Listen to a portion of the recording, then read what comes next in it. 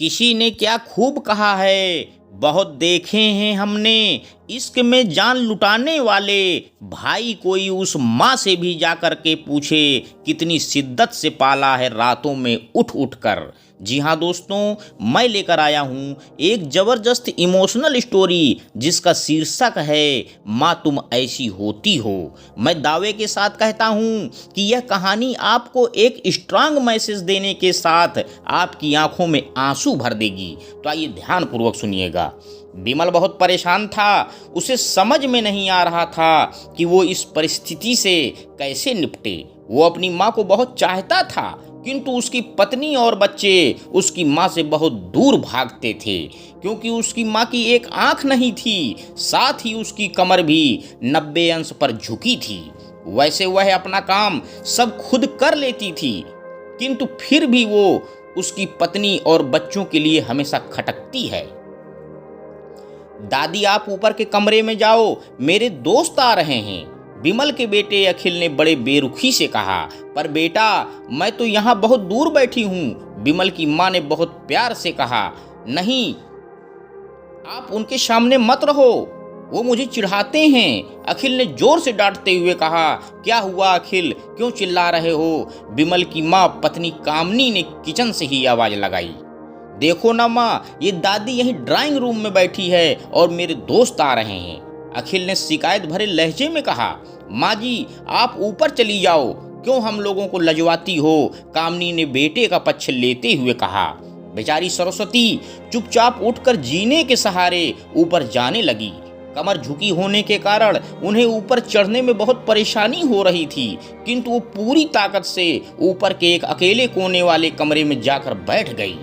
बिमल बाजू के कमरे में से सब कुछ सुन रहा था। उसे कष्ट हो रहा था कि उसकी माँ को अपमानित होना पड़ रहा है, किंतु वो असहाय था। अगर वो कुछ कहता तो पत्नी और बच्चे उसका विरोध करने लगते।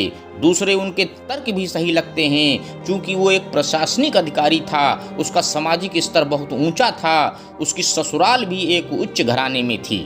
अतः वह चुपचाप इस तरह हर दिन अपनी माँ को अपमानित होते देखता रहता था।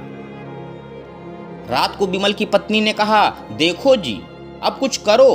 कल कलेक्टर साहब की पत्नी आई थी, माँ जी अपनी देसी धुनधारा से उनसे मिली। मुझे बहुत शर्म आ रही थी, बताते हुए कि ये मेरी सास हैं। मैंने कह दिया कि दूर की रिश्तेदार हैं, इलाज कराने आई हैं। बिमल को रोना आ गया, किंतु फिर भी वह चुप रहा। उसे समझ में नहीं आ रहा था कि वो क्या करे। अपने बेटे की मना स्थिति को सरस्वती अच्छी तरह से जानती थी और बेटे को कोई कष्ट न हो, इसलिए वो हर बात को चुपचाप सह लेती थी। बिमल बहुत उदास रहने लगा।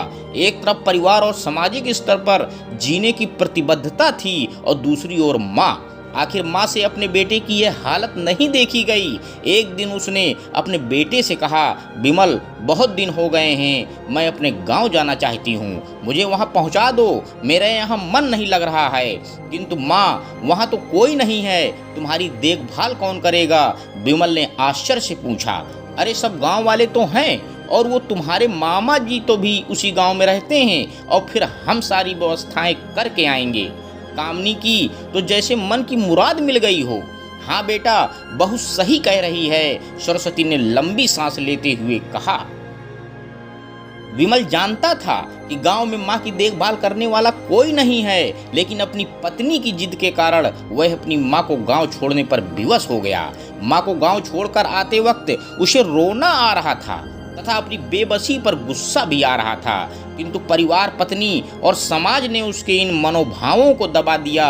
वो सुकून सा महसूस करने लगा। कुछ दिनों के बाद उसके चाचा, जो अमेरिका में रहते थे, आने वाले थे।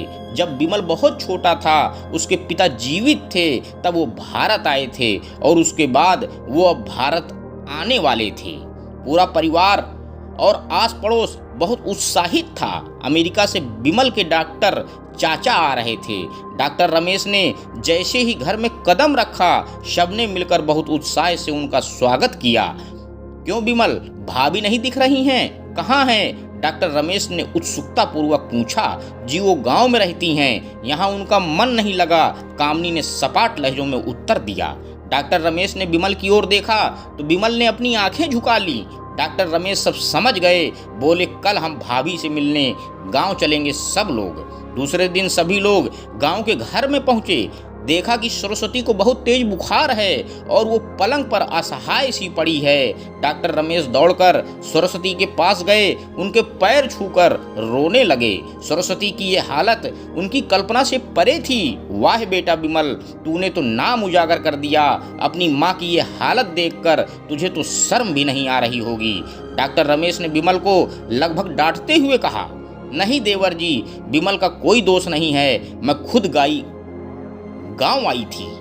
सरस्वती ने अपने बेटे का बचाव किया। मुझे सब पता चल गया भाभी, आप चुप रहो। क्यों बहू, तुम्हें अपनी सास की कुरूपता पसंद नहीं है? समाज में तुम्हें नीचा देखना पड़ता है ना? डॉक्टर रमेश ने कामनी की ओर व्यंग्य से देखा। कामनी निरुत्तर होकर विमल को देखने लगी। आज तुम जिस सामाजिक स्तर पर हो वो इन्हीं के संघर्षों की देन है। और बेटा विमल, तुम्हें शायद मालूम न हो कि बचपन में जब तुम 1 साल के थे तब छत से नीचे गिरने के कारण तुम्हारी एक आंख फूट गई थी और तुम्हारी रीढ़ की हड्डी में भी समस्या थी। तब तुम्हारी इस कुरूप माँ ने अपनी एक आंख और अपना बोन मेरो तुम्हें देकर इतना सुंदर स्वरूप दिया था। कामनी बेटा, इतने सालों तक संघर्ष करके बेटे को प्रशासनिक अधिकारी बनाने वाली इस संघर्षशील औरत की तुम लोगों ने यह दशा कर दी है। तुम्हें ईश्वर कभी माफ नहीं करेगा। डॉक्टर रमेश की आंखों से अश्रु जलधारा बह रही थी। अब भाभी, आप मेरे साथ अमेरिका जाएंगी, यहाँ इन स्वार्थी लोगों के बीच नहीं रहेंगी। डॉक्टर रमेश ने सरस्वती से कहा, विमल को तो काटो तो खून नहीं था। डॉक्टर रमेश जो उसके चाचा थे, उन्होंने जो राज बताया, उसके बाद वो विमल को यही लग रहा था कि उससे ज़्यादा पापी इंसान इस दुनिया में और कोई है ही नहीं। वह दौड़ता गया और माँ सरस्वती के कदमों में लिपट गया। माँ, मेरा अपराध अक्षम्य है। मैं जानबूझकर चुप्पी साधे रहा, आपका अपमान करवाता रहा। अब सिर्फ आप ही उस घर में मेरे साथ रहेंगी और कोई नहीं। विमल ने आग्नेय दृष्टि से अपनी पत्नी और बच्चों को देखा। कामनी को भी बहुत पश्चाताप हो रहा था, किंतु उसकी हिम्मत नहीं हो रही थी कि वो सरस्वती से आंख मिलाए। सरस्वती ने कामनी की मना स्थिति को समझकर उसको पुचकारते हुए अपने पास बुलाया और विमल को डांटते हुए कहा कि खबरदार, जो मेरी बहू को मुझसे अलग करने की कोशिश की तो तुझे ही घर से बाहर निकाल दूंगी। कामनी और बच्चों ने सरस्वती के पैर पड़ते हुए अपने व्यवहार पर माफी मांगी और माँ के हृदय ने सबको माफ कर दिया। तो दोस्तों, इस कहानी से हमें शिक्षा मिलती है कि हमें कभी भी अपनी माँ का अपमान नहीं करना चाहिए, चाहे जैसी भी परिस्थिति हो, क्योंकि उन्होंने हमें जन्म दिया है और पाला है। अंत में दोस्तों, बस मैं यही कहना चाहता हूँ कि जज्बात अलग है पर बात तो एक है। उसे माँ कहूँ या भगवान, बात तो एक है। धन्यवाद दोस्तों। मेरे YouTube चैनल को लाइक व सब्सक्राइब करें। आपका दिन शुभ हो।